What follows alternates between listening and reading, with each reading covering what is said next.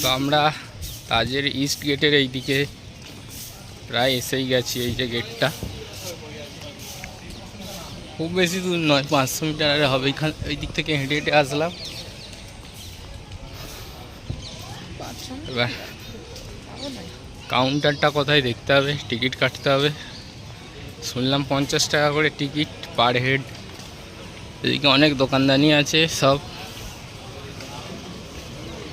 Sunglass, পাথরের সব জিনিসপত্র।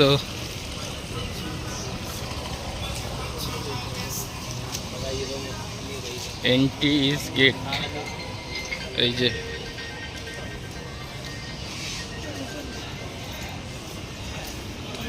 এই দিকটা দেখাচ্ছে ইস্ট গেট।